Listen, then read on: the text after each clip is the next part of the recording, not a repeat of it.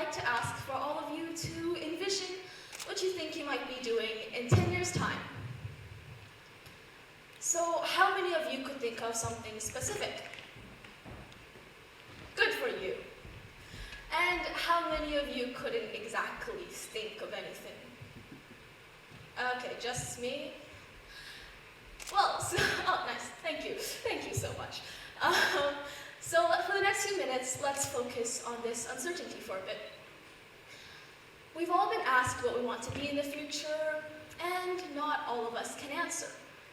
Perhaps some of us have just given up. After all, what's the point? In a sense, we're all just clumps of atoms. Our thoughts are electrochemical reactions. Our desires, dopamine. Our love, also dopamine, oxytocin, and serotonin. Our emotions are just another chemical. And what is our future if we know the future of our universe is eventual destruction at the hands of our ever-expanding sun? What is another 80 years, a speck in the sands of time, going to do for the world? Well, the pessimistic answer would be nothing. But I'm not here to tell you that. So as you may be able to tell, I've fallen down this hole one too many times, but I can say that I have found an answer. You see, despite, in contradiction to all this hopelessness, this is what's also so beautiful about life. Knowing this futility, but continuing to live life regardless, is one of the deepest expressions of genuine freedom. You see, despite having no control over humanity's likely impending doom, what we do have control over is our life.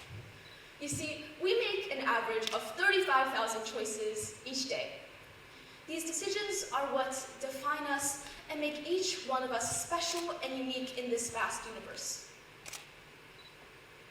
So, I like to think that the best way to be future ready is to find something that you can define with your choices now. Let's focus on the now part of that statement. So, when the future comes, it will technically become the present, right? You're always living in the present. You're never actually living in the future. So there's something I learned called delayed return, where you're given two options. So you can have one marshmallow now, or you can have another if you wait a day, and another if you waited another day. But once you claim those marshmallows, you won't be getting any more. I think life is like that sometimes.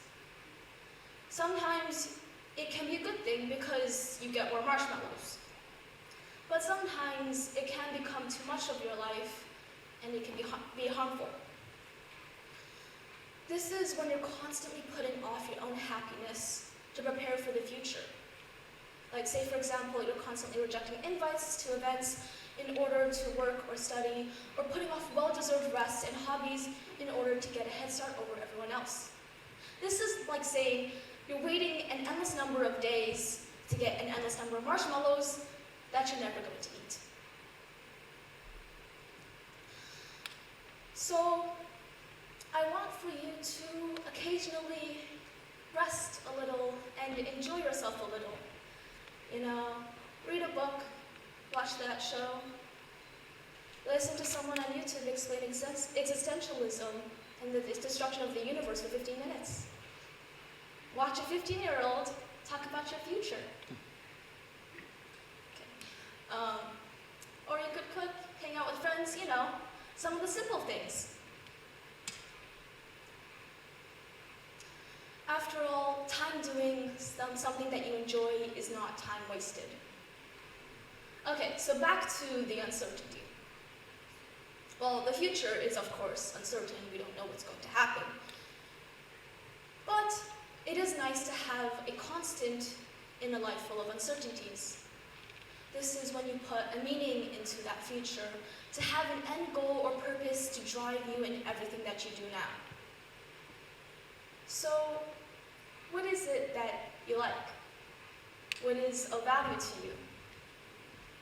You know, I know many people who go into jobs or do things that they aren't truly passionate about, maybe for money, for respect, because of their parents.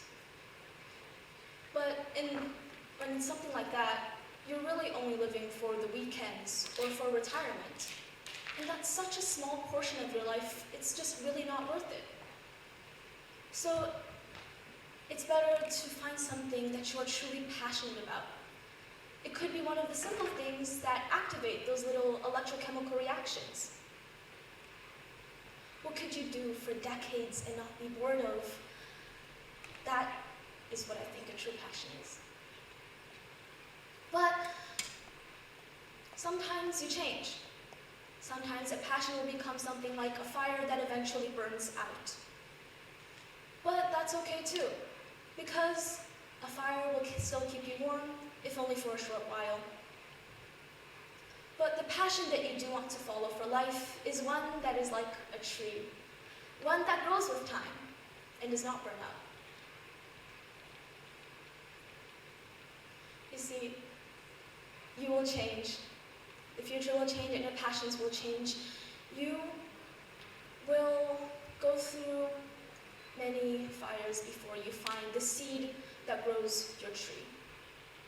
But that's okay too, and you should accept those changes and embrace them. When you find your seed, don't hesitate to nurture it because it will only flourish.